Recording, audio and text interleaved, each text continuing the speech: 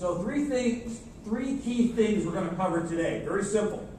What technologies are manufacturers investing in this year? What's hot? What's not?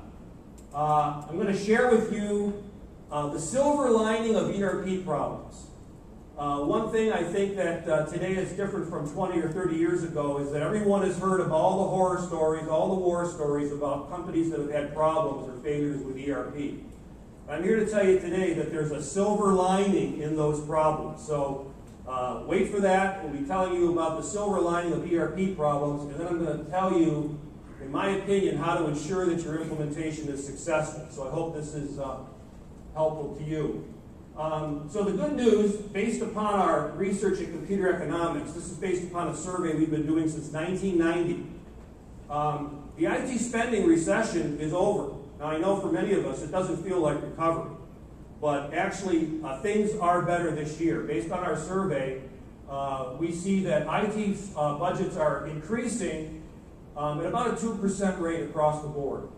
Over half of companies, this is generally not just manufacturing, are increasing their IT budgets this year. Only 22% are cutting budgets. On the capital spending side, over 50% are increasing their IT capital spending. So this is good news.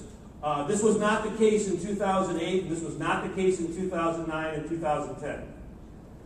This year, for the first time, we've moved into the above 50% category in increasing IT budgets. So that's good news. Now, whether we're going to have another recession, that's another story. We'll find out in the coming months. But right now, spending is increasing. And you'll be very happy to hear that manufacturing and distribution organizations are actually leading, one of the sectors that are leading the increase in IT spending. 4.5% for wholesale distribution, 3.8% increase at the median for discrete manufacturing, process manufacturing a little bit less. But those are all above the 2% level across the board for all industries.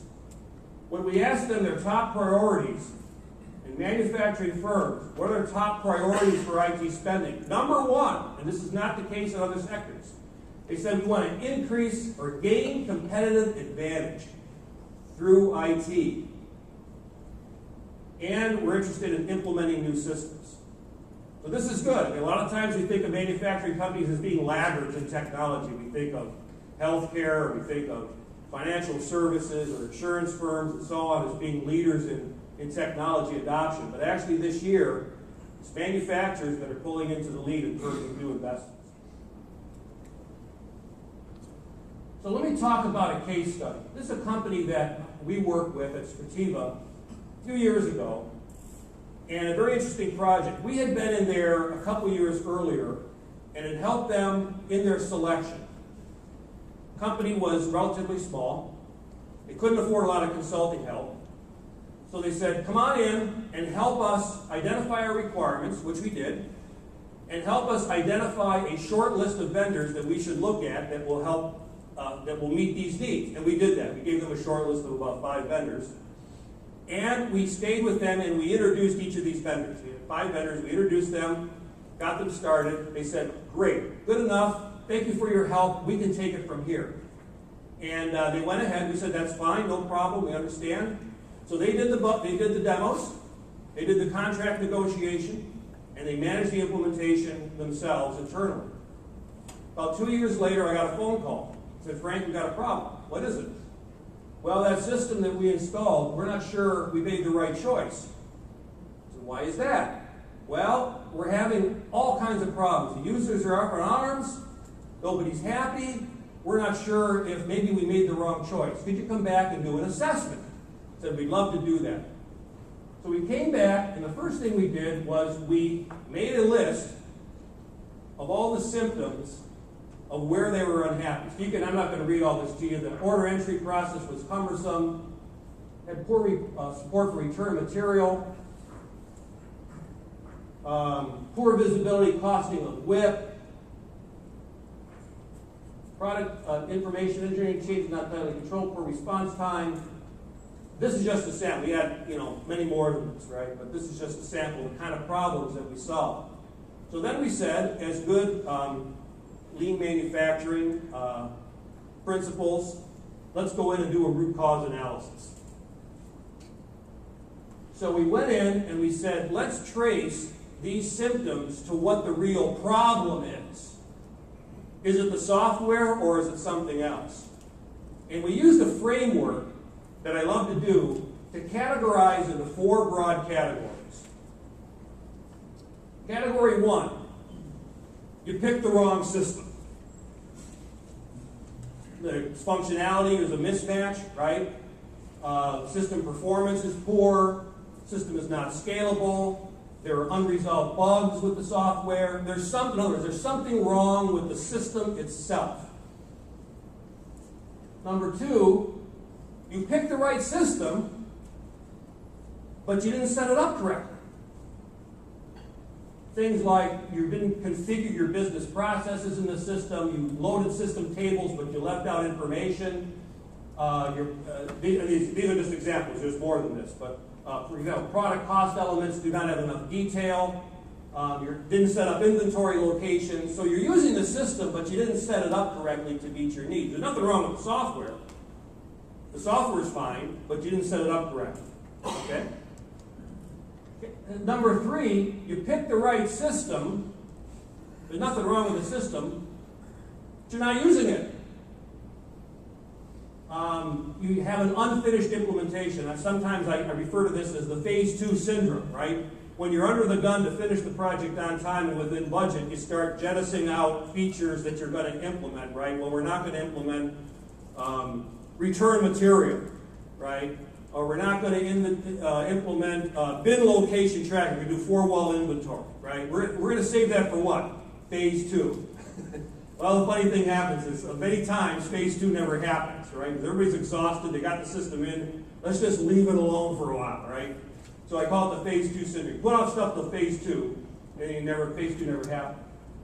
Lack of knowledge about system features. I can't tell you how many times I've gone into a company, they say they need X, and I look at the system that they have, and it does X, but they didn't know that, right? So lack of knowledge.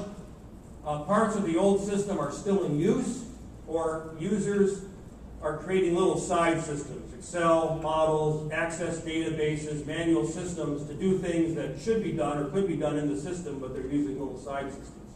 How many of you have ever seen that? Right? We've all seen that, right? And then finally,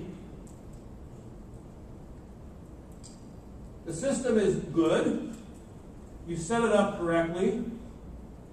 You're using it, but you're not using it effectively. You have data inaccuracy problems, you don't have user procedures, or you have procedures but you're not following them, so you have poor disciplines, you have lack of training, or organizational problems, disincentives to doing the right thing, right? Motivating people to do something other than the right thing with the system. Okay, so let me stop right here and ask, of those 4 categories, which do you think is the greatest? Number 4. How many think number 1 is the main problem? No. Okay. Number 2. How many think number 2 is the main problem? No. Number 3. 1, 2, 3, 4. Number 3. Number 4, the last one. Okay, most of you think number 4 is the last one. All right. Now this may vary from company to company, right? I'm only going to tell you about this experience that I just described to you with this manufacturing firm.